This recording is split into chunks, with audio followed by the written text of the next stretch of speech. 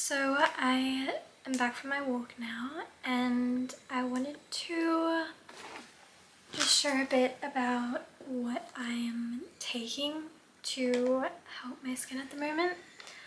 I am going to start with supplements because I think that the biggest thing with skin and after coming off contraceptive, healing your gut is really important, and just making sure that that's all good, but as well as your gut is your hormones, obviously. Things to help balance my hormones to get my period back, but also heal my skin. But anyway, I'll share with you guys what I have been doing. First thing first is Brazil nuts, which I just got back from my holiday house, and I realized I left my huge jar of Brazil nuts there. But luckily I've got these ones, which is the same brand, and it's just mixed nuts. So they are really good for hormonal health. The next thing that is really important is these bioactive lipids, which is omega-3 fish oil. I did have the actual oil for a while, which I think is really good if you can do that, because it's higher concentrated, I believe, and maybe gets into your system faster, and then you're not having to take pills every day.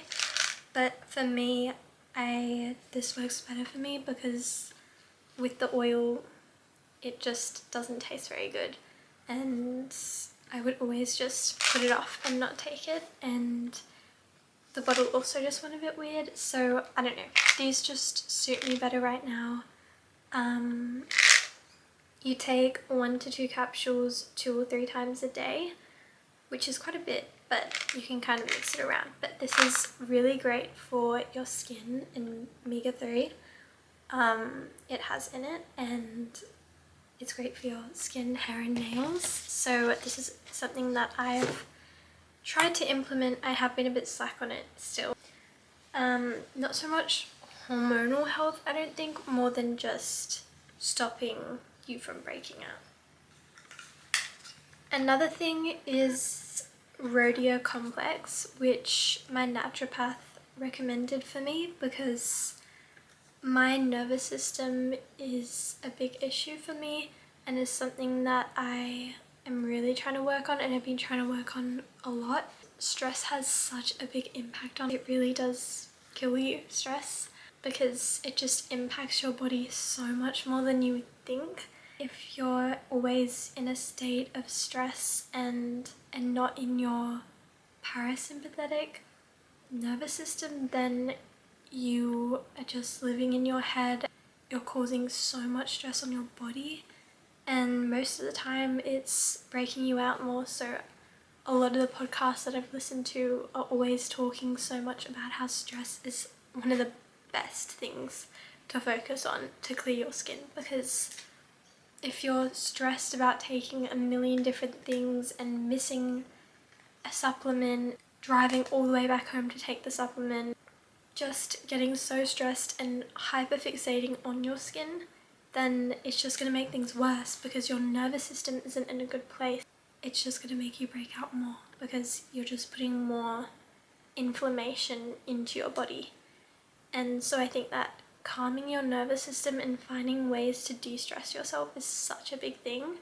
And if you do struggle with this, trying meditation and trying all these things but still feel a little bit stressed, this can really help you. It's, like I said, rhodiola complex. It is a professionally formulated blend of withania and Siberian ginseng extracts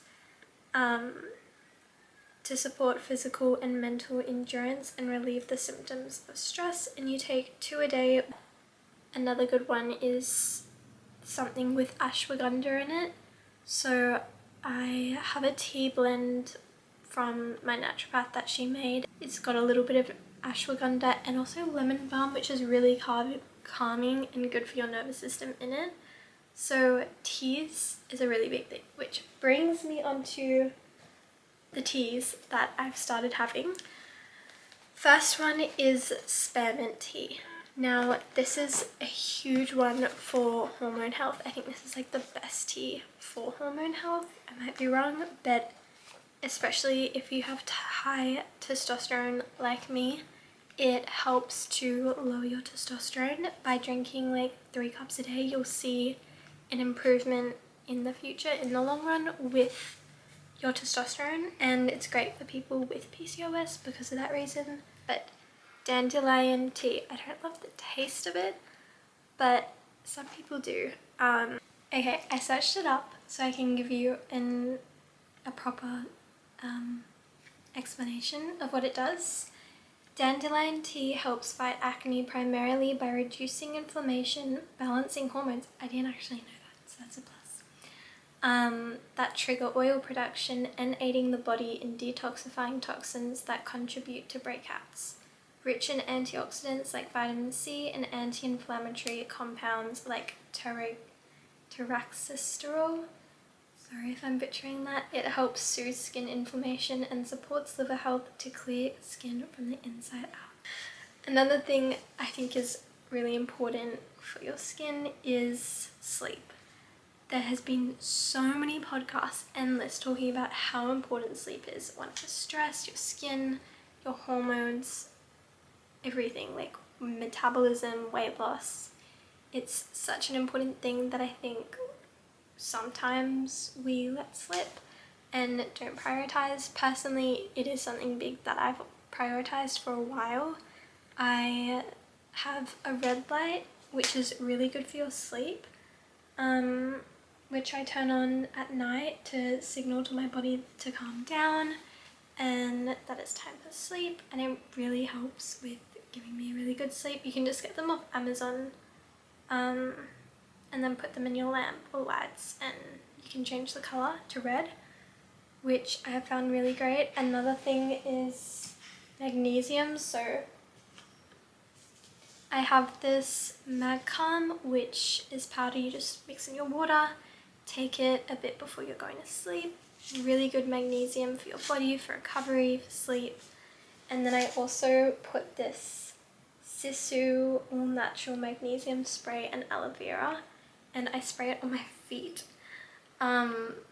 Basically there is the most pores on your feet, I believe, and so when you spray it into your feet, it absorbs into your body a lot quicker.